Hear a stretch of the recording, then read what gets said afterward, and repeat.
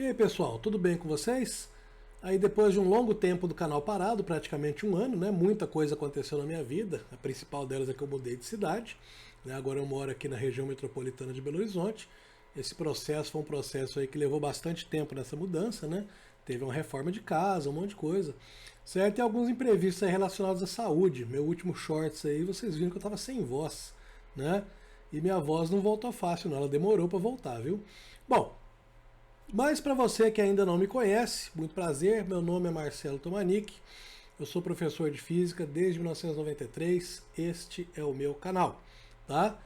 Nesse canal o conteúdo sempre vai ser gratuito, aqui não vai ter área de membros, aqui não vai ter área VIP, não vai ter assinatura, não vai ter nada aqui, tá? Aqui você nunca vai pagar nada, tá bom? Para isso, né, para que eu continue sempre levando conteúdo gratuito aí voltado ao ensino médio e aos concursos públicos, eu preciso aí da sua colaboração. Então eu preciso fazer aquela mendigagem do seu like, tá? O seu like faz o YouTube entender que meu conteúdo vale a pena ser mostrado a outras pessoas que talvez estejam com a mesma necessidade que você, tá? Para isso eu preciso então do seu like. Se você não é inscrito, inscreva-se aqui no canal, tá bom? Eu estou voltando aí, vou começar a postar várias provas resolvidas, além de algumas aulas, tá? Mas o foco principal vai ser as provas resolvidas aqui, que o pessoal está tendo mais demanda, tá? E compartilhe esse vídeo, se você acha que ele é útil para alguém, tá? Além disso, se você quiser me seguir no Instagram, sinta-se muito bem-vindo, tá? Meu Instagram, ele praticamente só tem meme, tá? Mas é uma maneira de você entrar em contato comigo, caso seja do seu interesse aí, tá? Pois bem, para essa prova aqui, né, eu estou voltando com... Agora mais um campeão de audiência. Campeão de audiência do canal, a Federal do Mato Grosso do Sul, tá? As provas da Federal do Mato Grosso do Sul são aí as que têm tido mais demanda, têm dado mais views aí no canal, tá? Eu achei interessante, porque eu nunca nem fui no Mato Grosso do Sul, eu tenho muita vontade de ir lá, sabe? Até tem um ônibus aqui da minha cidade direto para Campo Grande. Eu tenho muita vontade de conhecer o Mato Grosso do Sul. E talvez agora eu fique até mais animado aí, porque o pessoal do Mato Grosso do Sul, ou pelo menos os interessados na universidade, estão aí bem engajados aqui no canal, né? São os vídeos aí que têm tido mais audiência. Além, mais que eles, só um vídeo que eu postei muito tempo atrás aí do meu trabalho como perito criminal, mas é um vídeo assim que, sinceramente, eu só deixei ele porque ele deu muito view, tá? Mas eu não pretendo postar esse tipo de conteúdo aqui mais não. Eu sou professor, estudei para ser professor, gosto de ser professor, quero ser sempre professor, tá? Trabalho como perito criminal devido a necessidades financeiras, mas o meu coração é de professor. Então chega de conversa fiada e vamos direto à prova. Bom, nossa prova é uma prova de 5 questões, como costuma ser, tá? São 4 questões muito fáceis e uma quinta questão aí que não é tão fácil. Ela não chega a ser uma questão difícil, é uma questão chata, enjoada, tá? Difícil de... ela dá muito trabalho, mas não chega a ser uma questão difícil, tá? Mas vamos começar aí então. Durante uma viagem espacial, em um de seus sonhos sobre ficção científica, o cientista Krebs encontra 2 luas de seu extinto planeta natal, o Creed Beer 13. As luas são batizadas de Nanica Cris e Princesa Submúltipla, cujos diâmetros em quilômetros calculados por Krebs são aproximadamente d. Deixa eu pausar aqui que eu esqueci de configurar aqui a caneta. Aproveitei essa pausa e mudei também a posição aí do exercício, né? Deixa eu até dar uma chegadinha aqui para o lado para ficar mais bem posicionado. Mas o diâmetro aí das luas, então vamos chamar de dN, diâmetro da Nanica, né? Ele é igual a 2,5 vezes 10 a 3 quilômetros. Tá aí o diâmetro da Princesa Submúltipla, nome doido, 3 vezes 10 a 3 quilômetros. 3,2, perdão, 3,2 vezes 10 a 3 quilômetros, tá? Fala aí que os seus respectivos raios médios de órbita em relação ao centro do planeta Creed Beer 13 são raio da Nanica Cris, RN, igual a 1,8, também em quilômetros, tá? 1,8 vezes 10 a 5 quilômetros. E o raio da princesa submúltipla, o raio da princesa, ou melhor, o raio da órbita, né, da princesa, 5,4 vezes 10 a 5 quilômetros. Então aqui nós temos o diâmetro dos corpos celestes, né? Diâmetros das duas luas, certo? E aqui nós temos os raios orbitais, ou os raios das órbitas, certo?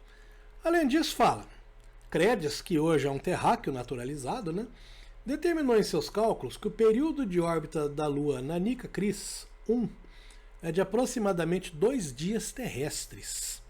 Determine aproximadamente qual o período orbital da princesa submúltipla em dias terrestres. Então, o Credes falou que o período, tá? Período vou chamar de T, né? Time em inglês, tá bom? Da Nanica é de 2 dias terrestres, ó, aproximadamente, tá bom? Então, 2 dias.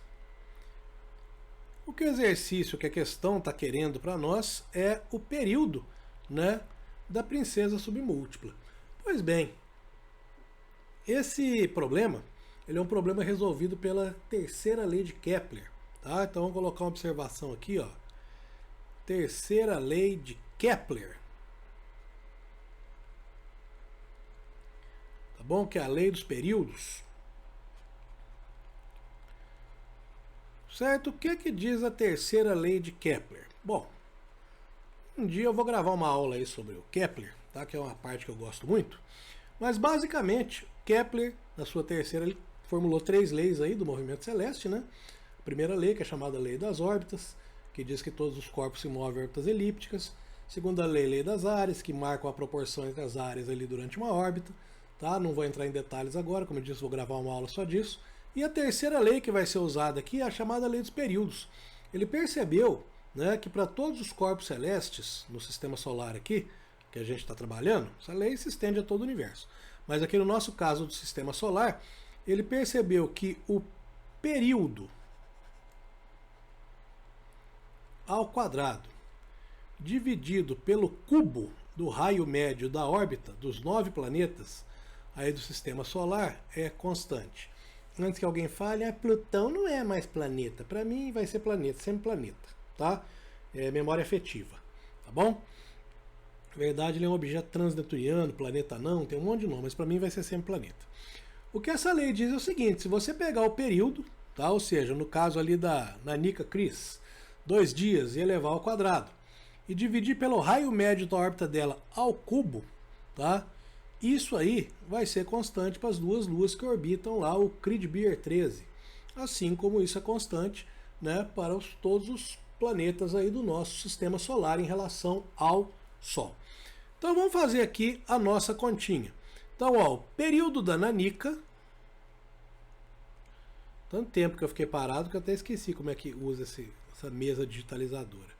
Período da Nanica ao quadrado dividido pelo raio da Nanica ao cubo tem que ser igual ao período da princesa ao quadrado, que é o que nós estamos querendo, dividido pelo raio da princesa ao cubo, tá? Agora aqui é que as contas vão começar a ficar legais. Olha lá. Período da Nanica, 2 ao quadrado. Raio da Nanica, 1,8 vezes 10 a 5 ao cubo, tá? Período da princesa é o que a gente está procurando, período da princesa ao quadrado, dividido pelo raio da princesa ao cubo. 5,4 vezes 10 a 5 ao cubo. Aí você vai se pensar, minha Nossa Senhora, eu vou ter que fazer essas contas todas? Não. Tá? Nós vamos usar uma malandragem aqui. Vamos deixar lá em cima 2 ao quadrado, como tá? Tá? Vamos deixar aqui embaixo 1,8 vezes 10 a 5 ao cubo. O período da princesa submúltipla também vai ficar ao quadrado. Agora aqui é que nós vamos fazer uma malandragem, olha lá. 5,4 vezes 10 a 5 é exatamente igual a 3 vezes 1,8 vezes 10 a 5, também elevado ao cubo. Tá? Você sabe, né, que produto de potências você pode abrir lá e colocar os dois expoentes no mesmo lugar. Então vai ficar isso aqui, ó. 2 ao quadrado sobre 1,8 vezes 10 a 5 ao cubo sobre o período da princesa ao quadrado dividido por 3 ao cubo vezes 1,8 vezes 10 a 5 ao cubo. Então olha lá, vou até mudar a cor da caneta aqui. Caneta azul, azul caneta. Olha lá, ó. Esse fator eu posso cancelar com esse. Por quê? Na hora que for resolver essa proporção aí, vai ficar um dividindo o outro. Então eu já cancelo. Dessa forma, voltando aqui a minha canetinha vermelhinha. Aqui, canetinha vermelhinha. Né? Então eu vou ter o seguinte, eu vou ter TP ao quadrado é igual a 4 vezes 27. Ok? Bom, isso aqui, né, vai dar... Olha que interessante. Vai dar 4 vezes 9 vezes 3. Se eu tirar a raiz, né, isso vai dar raiz de 4 é 2, raiz de 9 é 3, né, vai dar 6 raiz de 3. Muito bem, a raiz de 3 é aproximadamente 1,7. 1,7 vezes 6, a resposta disso aí é que vai dar aproximadamente 10,3 dias terrestres, que é a resposta da letra B. Bom, vocês devem ter percebido que a questão é uma questão tranquila, tá? Né, vocês viram que dá para resolver tranquilamente usando aquele macetinho das potências que eu mostrei para vocês, tá bom? A segunda questão, né, a questão número 37 agora, é inacreditável de tão fácil. Ela é tão fácil que eu custei acreditar que eu estava fazendo ela certo, tá? Então vamos lá para a próxima questão. Bom, uma coisa que eu sempre costumo dizer para os meus alunos é: tomem cuidado com as questões fáceis, tá? Porque um outro professor amigo meu disse há muito tempo atrás uma frase, ele inclusive era professor de português, a gente estava comentando sobre isso, ele virou e falou: você nunca tropeça numa pedra pequena, tá? A questão fácil, você nunca tropeça na pedra grande, perdão. Você nunca tropeça na pedra grande, você tropeça na pedra pequena. A questão fácil é a pedra pequena, tá bom? Então presta atenção nela. Porque você tem, eu inclusive, a gente tende a não respeitar as questões que a gente considera fáceis. A gente fala: isso aqui é assim, assim, assado, resolve lá e pronto, acabou. Quando vai ver, deu um vacilo lá que você não acredita. Tá? Inclusive, quando eu estava resolvendo essa prova antes de gravar o vídeo, óbvio que eu resolvo a prova antes, né? Eu tive problema numa outra questão, não nessa. Tive um problema na outra questão da prova por uma bobagem, uma questão de denominador da fração. Tá? Por quê? Porque eu estava achando tudo muito fácil, estava indo no embalo, esqueci desse denominador, e depois, para você achar onde você errou, aí é complicado. Tá? Mas vamos lá. Durante uma aula de física, o professor Einstein fez a seguinte demonstração. Um corpo de 6 kg foi puxado com velocidade constante. Isso é muito importante. Tá? Durante 5,30 metros de distância, em uma superfície horizontal, por uma corrente que exercia uma força de 12,5 newtons, fazendo um ângulo θ de 30 graus acima da horizontal. Com as informações fornecidas, determine qual trabalho W exercido pela corrente sobre o corpo em questão. Como esse corpo está em velocidade constante, a gente diz que ele obedece à primeira lei de Newton. A resultante das forças que atuam sobre ele é igual a zero. Tá? Então, nesse corpo aí, você não tem só essa força da corrente puxando ele. Você tem o peso, você tem a normal, você tem uma força de atrito, já que ele se move com velocidade constante. Porém, o problema, felizmente, foi bem claro. Ele quer o trabalho... Nossa senhora, isso aqui era para ser reto. Ele quer o trabalho exercido pela corrente. Então a nossa corrente ela atua formando um ângulo de 30 graus com a horizontal. Então esse problema é um problema simples. Trabalho é igual a força vezes deslocamento vezes cosseno de θ, sendo que no caso θ é 30 graus. Então, módulo da força, 12,5. Distância, deslocamento, né? 5,30 metros. Por que eu estou usando deslocamento como distância? Porque falou que é velocidade constante. Lembra que eu falei que isso é importante? Quando um corpo está em velocidade constante, ele obrigatoriamente está em movimento retilíneo uniforme. Tá bom? É uma das condições de equilíbrio, é o equilíbrio dinâmico.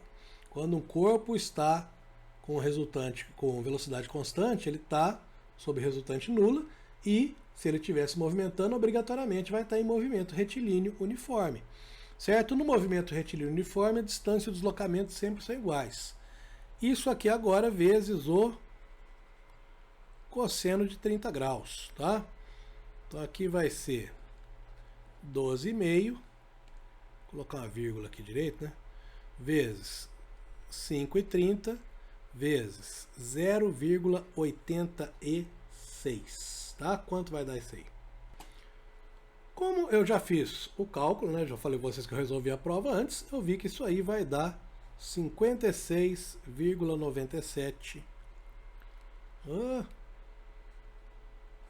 joules, tá ok? Resposta da letra D. Não, quero fazer X.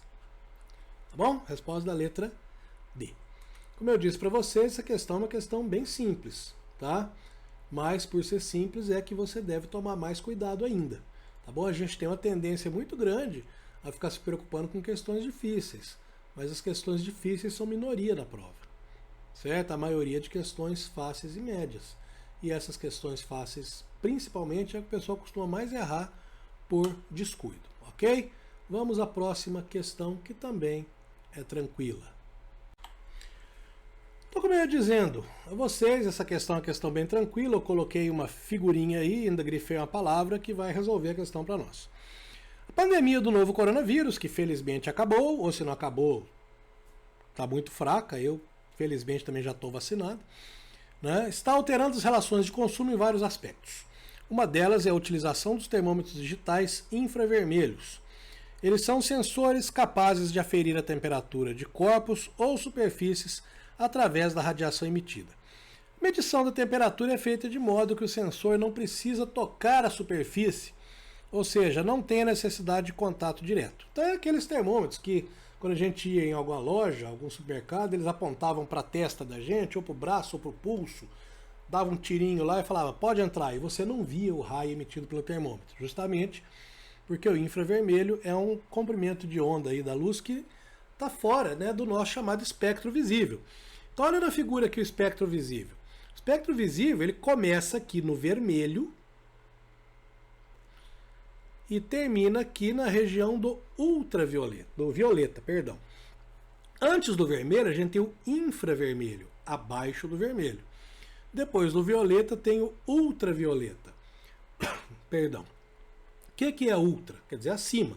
Agora, quem está acima do violeta e quem está abaixo do vermelho? Uma coisa chamada de frequência. Tá? É a frequência da onda luminosa, representada pela letra F e medida em Hertz. Ok? Muito bem. Então vocês estão vendo aqui que o nosso espectro aqui ele está apontando nesse sentido, né? Da esquerda para a direita. Da esquerda para a direita, a gente tem o aumento da frequência. Consequentemente, da direita para a esquerda, a gente tem a diminuição do comprimento de onda. Lembrando para vocês que todas as ondas eletromagnéticas possuem a mesma velocidade, que é a velocidade da luz representada por c. Tá? Então, c é igual velocidade da luz.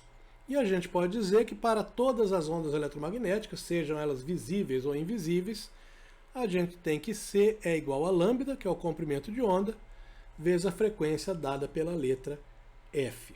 Ok? Muito bem. Dito isso aí, vamos ver as questões, as opções que a gente tem. Tá? O infravermelho, então, ele está aqui na região de menor frequência, frequência abaixo do vermelho, e comprimento de onda maior. O comprimento de onda ele cresce ao contrário da frequência. Por quê? Porque o produto entre eles tem que ser constante. Então, letra A, menor frequência, sim. Menor comprimento de onda, não. Maior frequência, não. C, menor frequência, sim. Maior comprimento de onda que a luz visível. Resposta da letra C. Então, como eu disse para vocês, é mais uma questão simples, mais uma questão fácil. Justamente por isso você tem que tomar cuidado. Principalmente porque, vamos voltar lá para você ver uma coisa. As opções são muito parecidas. Tá? Da letra A até a letra D, você tem só o jogo de palavras de maior e menor mudando de posição. Certo? E esse jogo de palavras aí é que justamente pode te confundir, tá? E fazer com que você erre uma questão que praticamente é ali um pontinho de graça para você. Ok? Vamos à próxima e ver o que acontece. Então vamos lá. Essa questão também é uma questão tranquilinha. Tá? Fala o seguinte: o monumento símbolo da Universidade Federal de Mato Grosso do Sul foi projetado pelo arquiteto Caetano Francaroli, formando um conjunto de 24 colunas em concreto branco. Suas linhas horizontais sobre a água representam vida e dinamismo, a prodigiosa força da terra, irrigada e vitalizada pelos grandes rios, apontando para todos os quadrantes da nossa geografia. As colunas verticais voltadas para o céu simbolizam aspirações da juventude. Esse monumento é o logotipo da UFMS, né? Um dos logotipos da UFMS. Tá? Eu até procurei uma foto dele realmente, né? Procurei uma foto dele e realmente ele é bem bonito mesmo, tá? Como eu disse, eu tenho vontade de conhecer o Mato Grosso do Sul. Acho que um dos lugares que eu vou conhecer vai ser o campus da FMS. Para as festividades de Natal foi colocada sobre cada uma das colunas. Cada uma das colunas, tá? Então são 24 colunas. E eu não consigo mais fazer uma linha reta de tanto tempo que eu fiquei sem dar aula. De 25 metros de altura, uma iluminação de massa igual a 1,2 kg. Sendo a aceleração da gravidade local igual a 10 metros por segundo ao quadrado. Considerando essas informações, a energia potencial gravitacional armazenada pelas iluminações em relação à base do monumento é... Bom, simples. A gente vai calcular a energia potencial de cada iluminação. Tá bom? Que é massa, 1,2 kg, gravidade, que é 10, e altura, que é 25. Né? E por que você deixou esse espação aí depois do sinal de igual? O sinal de igual está lá longe. Porque essa iluminação foi colocada em cima de cada coluna. São 24 colunas, se eu não me engano. Exatamente, está aqui, 24 colunas. Então a nossa energia potencial gravitacional vai ser igual a 24 vezes 1,2 vezes 10, tá? Vezes 25. Eu já fiz esse cálculo, vou olhar aqui no meu cantinho aqui, tá? Essa energia potencial gravitacional vai dar 7.200 joules. Certo? Vou até conferir que essa questão aí tem um perigozinho, tá? Ela tem um perigozinho que o 7.200 aparece na alternativa A, menor que 7.200. Aparece na alternativa B, que é a certa, igual a 7.200. Maior que 300 e menor que 7.200, igual a 300 menor que 300. Então o perigo dessa questão está aonde? O perigo dessa questão está em você ver os 7.200 joules nas alternativas, tá? E marcar descuidadamente. Tome cuidado com o que está escrito, tá? Tem uma alternativa escrito igual a 7.200. Você não achou nesse cálculo um valor diferente de 7.200. Você não achou nem um pouquinho a mais, nem um pouquinho a menos. Você achou exatamente. Então você tem que marcar que isso é igual a 7.200. Vamos à última questão agora. E essa última questão é a chata que eu falei para vocês, tá? Vamos lá, porque tem que fazer, né? Vamos lá então. Um tubo de raios catódicos, ou cinescópio, é um tipo de válvula termiônica contendo um ou mais canhões de elétrons e um ecrã fluorescente utilizado para ver imagens. Isso nada mais é do que a tela daquelas televisões antigas. Sabe aquelas televisões que tinham a tela de vidro? Tá? Aquelas TVs pesadonas? Né? É exatamente isso que produz a imagem nelas. Você está vendo um corte lateral. Se você lembrar, essas TVs ela tinham um comprimento relativamente grande em relação às TVs de hoje. Tá? E a palavra ecrã, em português de Portugal, significa tela. Tá? Que é ali onde os elétrons atingem a superfície sensível da tela, né? E produzem o brilho que forma as imagens que a gente assistia nessas TVs. Aí tem aí o link aí da Federal do Rio Grande do Sul, Instituto de Física. Sugiro que conheçam o Instituto de Física, em especial o CREF, tá? Centro de Referência do Ensino de Física, comandado aí pelo professor Fernando Lang. Esse site ele é excelente, tem vários comentários de questões do Enem, é uma maravilha. Eu recomendo fortemente que vocês acessem. Aí fala o seguinte, nesse tubo de raios catódicos, os elétrons são acelerados até atingir uma velocidade v. Então eles são lançados entre duas placas de comprimento L e campo elétrico E. Então essa região verdinha aqui, ó, tá? Aqui que a gente tem o campo elétrico, ó, nessa região aqui, tá? Então, quando o elétron passa nessa região L, entre essas duas placas verdes, ele sofre a ação de uma força elétrica que produz essa deflexão aqui, ó. Tá? O elétron dá uma desviada aí para o alto, certo? Muito bem. Aí fala que então eles são lançados entre duas placas de comprimento L, campo elétrico E, sofrendo uma deflexão ΔYL. Após atravessar as placas, os elétrons percorrem as distâncias d e ΔYD até atingir o ecrã. Essa região fora das placas, o elétron está se movendo por inércia, tá? Ele não está sofrendo a ação de força elétrica ou força gravitacional. Desconsiderando a aceleração da gravidade local e considerando que a massa do elétron seja m e sua carga elétrica E, qual vai ser a deflexão total? ΔYL e ΔYD. Então, esta questão ela é enjoada, tá? Então, vamos devagar. Vou até dar uma ampliada na imagem aqui. Deixa eu ver se melhora aqui, ó, para eu conseguir explicar as coisas aqui dentro do desenho para vocês. Depois a gente volta aí pro piquititinho. Então, aqui está o tubo de raios catódicos, certo? Vou usar uma caneta azul. O elétron ele é acelerado aqui nessa região, tá? Que é como se fosse um bulbo, né? E aí ele ganha uma velocidade v. Essa velocidade ela permanece constante, certo? Ela permanece constante até que ele entre nessa região aqui, ó. Quando o elétron entra nessa região, ficou muito fininho, né? Deixa eu mudar aqui para 2. Quando ele entra nessa região, ele vai sofrer a ação de uma força elétrica que acelera ele para cima, tá? Esse campo elétrico é um campo elétrico uniforme, portanto é um campo elétrico constante. Como ele é um campo elétrico constante, ele vai produzir uma força elétrica constante. Esta força elétrica ela é dada pelo campo vezes a carga, tá bom? Tá, mas o que vai acontecer?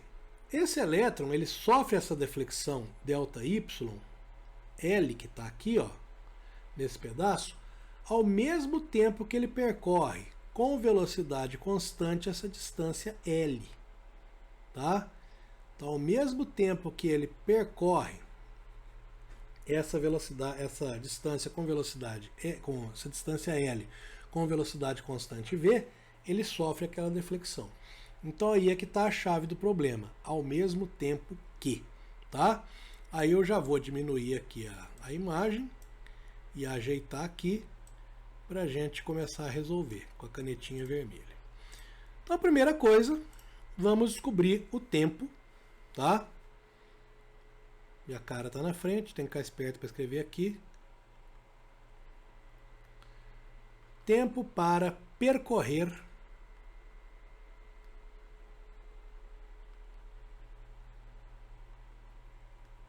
L. Então, olha lá, a gente sabe que V é constante. Então, a gente pode dizer que esse V vai ser L dividido por quem? Pelo tempo, tá? Isolando o tempo aqui, eu vou ter que o meu tempo vai ser L sobre V. Certo? Esse tempo ele é muito importante para nós, porque nós vamos usar ele agora para descobrir essa deflexão ΔY.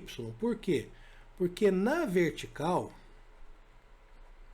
certo? Nós estamos trabalhando só nessa região do campo elétrico aqui agora, tá?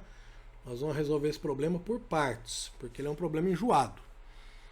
Então, na vertical, a gente vai ter uma força constante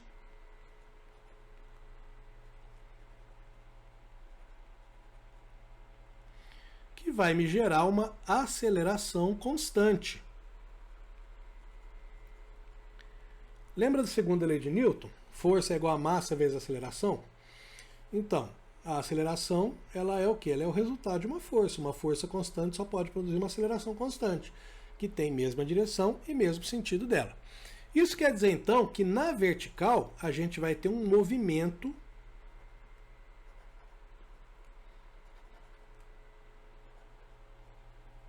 retilíneo uniforme. Então eu posso dizer que esse ΔYL ele é uma distância percorrida em movimento retilíneo uniforme, tá? Ele vai ser dado então pela velocidade inicial vezes o tempo, mais a aceleração vezes o tempo ao quadrado sobre 2. Verticalmente, a velocidade inicial é zero. Ele é lançado do canhão aqui atrás com a velocidade horizontal Vzinho, tá? Verticalmente, ele não sofre nenhuma deflexão. Na hora que ele entra nesse campo é que ele começa a se mover verticalmente. Então, essa velocidade inicial ela é zero. De maneira que o nosso ΔYL vai ser dado por AT2 sobre 2. Então, olha lá. O tempo já está aqui. L sobre V. Tá? Quem vai ser a aceleração? A aceleração ela é a força sobre a massa. Quem é essa força? É o campo elétrico E, vezes a carga do nosso elétron, que é que ele pediu para representar por Ezinho, dividido por M. Tá bom? Então, o nosso ΔYL, ele é igual a meio, tá? Porque esse AT2 é sobre 2, então já estou tirando meio ali para facilitar minha conta, vezes a aceleração, que é E, vezes Ezinho sobre M, E do campo elétrico, Ezinho da carga do elétron, vezes o tempo ao quadrado, L sobre Vzinho ao quadrado.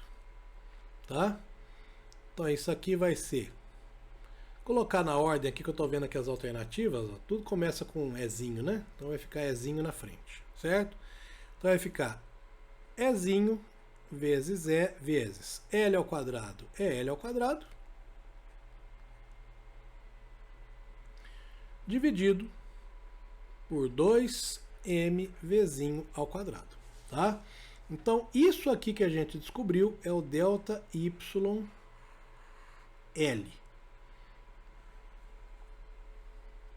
Beleza? Agora eu vou dar uma pausa no vídeo para eu apagar isso aí, tá? Vou deixar lá em cima anotado o ΔYL quanto vale e a gente vai calcular o ΔYD, tá bom? Pausa rapidão. Muito bem. Vamos aqui à segunda parte agora. Deixa eu ampliar a figura para facilitar a nossa vida, né? Então, eu vou apagar esse rabisco que eu estava fazendo aqui. Caneta. Tá, muito bem. Na segunda parte, a figura ali subiu ali nas alternativas, depois eu conserto. O que vai acontecer? Ele saiu. Olha lá, ele passou daqui, ó. Passou daqui, não tem mais ação da força elétrica. Ele está se movendo por inércia. Então o que vai acontecer? Ele adquiriu, né, uma velocidade vertical quando ele saiu dali.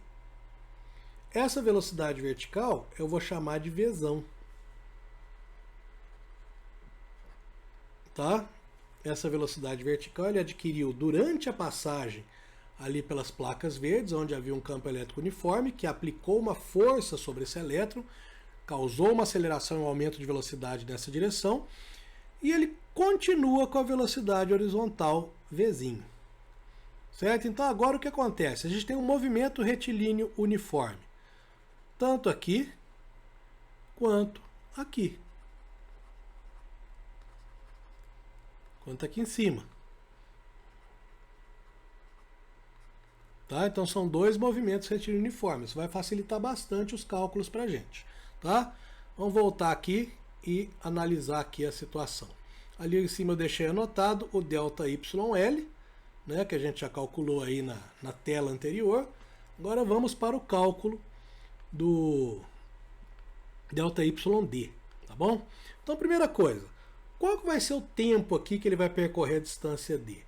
O tempo que ele vai percorrer a distância D, a gente vai usar o mesmo raciocínio, a velocidade é constante. Então essa velocidade Vzinho nessa situação, ela vai ser dada por D vezes esse tempo que eu vou chamar de T', tá? Então o nosso T', ele vai ser igual a D dividido por V, ok? Agora, e essa distância ΔYD? Esse ΔYD também é percorrido com velocidade constante, porém uma velocidade constante vertical. Tá? Vertical é diferente desse traço que eu estou tentando fazer. Então vai ser um movimento retilíneo uniforme. Tá bom?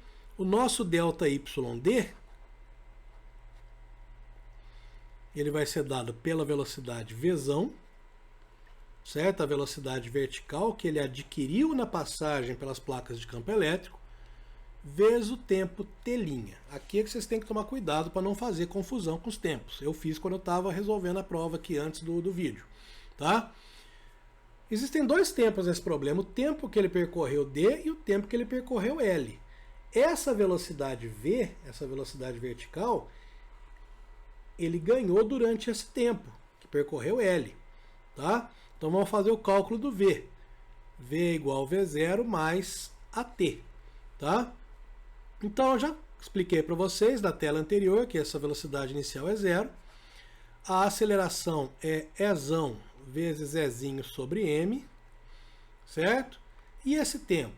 Esse tempo agora, tá? Ele é L dividido por Vzinho. Repara que esse aqui eu chamei de T', esse aqui é T. Então é o tempo que ele percorreu, que ele se manteve dentro dessas placas com campo elétrico. Foi aí que ele ganhou essa velocidade. Tá? Agora a gente pode calcular o nosso ΔYD aqui. Ó.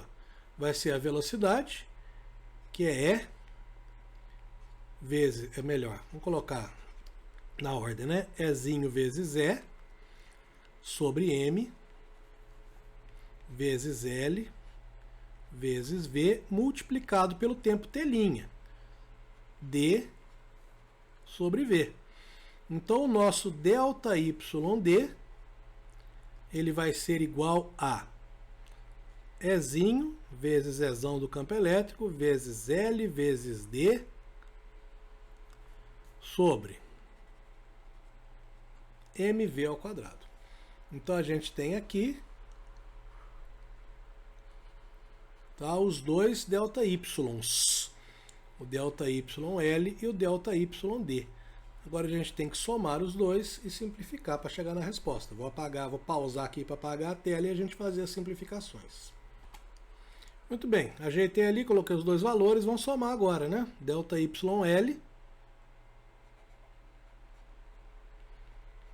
mais ΔYD, que é igual a E vezes L ao quadrado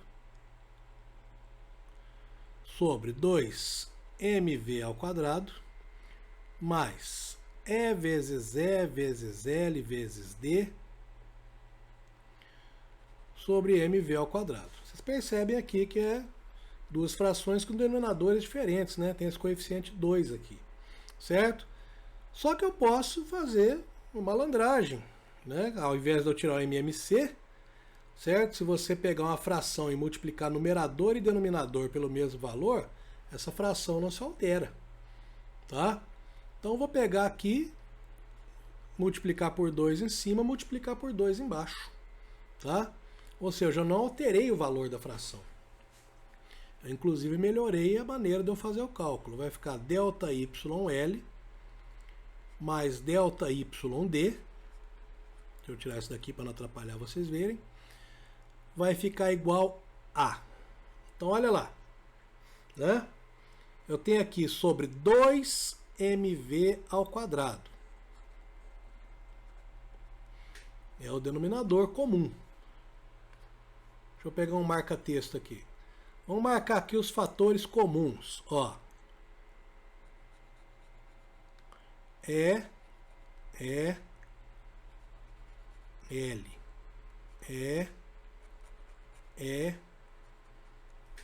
Ezinho, Ezão, L. Né? Vamos colocar esses fatores comuns para fora. Então, Ezinho vezes Ezão vezes L que multiplica. Então, tirando os fatores comuns desse primeiro termo, sobra L, porque ali o L estava ao quadrado. Tá? Deixa eu apagar aqui, eu esqueço de fechar a caneta. Tá bom? Mas, nós estamos somando, nenhum valor aí era negativo. Olha lá, se eu tirar daqui, do segundo termo, Ezinho, Ezão e L, sobra 2D. Finalmente chegamos à nossa resposta. Certo? O meu Ezinho, que está muito mal feito, parecendo um C. Ezinho vezes E vezes L, que multiplica L mais 2D sobre 2mv ao quadrado, que é a resposta da letra E. Muito bem. Essa última questão, como eu disse para vocês, ela foi chata, né? Enjoada, trabalhosa. Certo? Os conceitos são conceitos simples, mas quando colocados em conjunto, eles demandam aí uma capacidade de análise para você saber o que você vai aplicar, como vai aplicar, quando vai aplicar. Então considere essa questão uma questão difícil da prova. Difícil não, muito difícil, tá? Tanto em termos de raciocínio, quanto em termos de trabalho, de cálculo mesmo, tá bom? Eu espero que vocês tenham gostado dessa prova, tá bom? Eu espero que vocês tenham gostado da minha resolução. Eu fiquei bastante tempo parado, espero estar voltando à forma aí. Em breve pretendo colocar a prova de 2022, se possível ainda essa semana, no mais tardar no final de semana, tá? E mais uma vez peço a vocês aí que me sigam lá no Instagram, dê uma força para mim, para eu ampliar aí meu alcance, e a mendigagem aí do like do seu like no meu vídeo, tá? Você dando esse like, você me ajuda. Se eu te ajudei, tá? Eu peço por favor que você me ajude, faça o meu conteúdo chegar a mais pessoas. Lembre-se que o meu conteúdo aqui no YouTube sempre vai ser grátis, tá? Vocês aí que vão prestar Enem, que vão prestar concursos públicos, vocês nunca vão ter que pagar por nada nesse canal. Aqui nunca vai ter assinatura, nunca vai ter área VIP, nunca vai ter nada, tá? Está nos meus projetos um curso de cálculo diferencial integral, certo? Mas é para nível superior, ele não vai ser dado aqui, vai ser dado na plataforma paga, tá? Mas não tem a ver com esse canal, tá bom? Tem a ver que sou eu que dou o curso, né? Mas aqui sempre vai ser grátis. Por isso eu conto com vocês aí, para democratizar a física, né? Apesar que ninguém gosta de física, mas ela é incompreendida, coitada, tá? Pois bem, então agradeço aí a presença de vocês, eu espero ter ajudado vocês. Deixe seu comentário aí do que você não gostou, isso é muito importante você falar o que você não gostou, para que eu possa corrigir, se possível, aí nas próximas vezes. E se você tiver alguma outra faculdade que você acha legal, que tem as provas resolvidas, deixe sua sugestão aí também. O Brasil é muito grande, eu não sei de todas as faculdades que a gente tem por aí, né? E eu, inclusive, não sei nem quais delas estão tendo aí acesso além do Enem. Eu sei de Uberlândia, que era pertinho de onde eu morava, quer dizer, continua sendo pertinho de onde eu morava, não é pertinho de onde eu moro agora, e do Mato Grosso do Sul. Aos poucos eu vou conhecendo outros aí, vou resolvendo as provas também, tá bom? Então, muito obrigado aí a todos vocês, muito obrigado por tudo e até o nosso próximo vídeo. Tchau!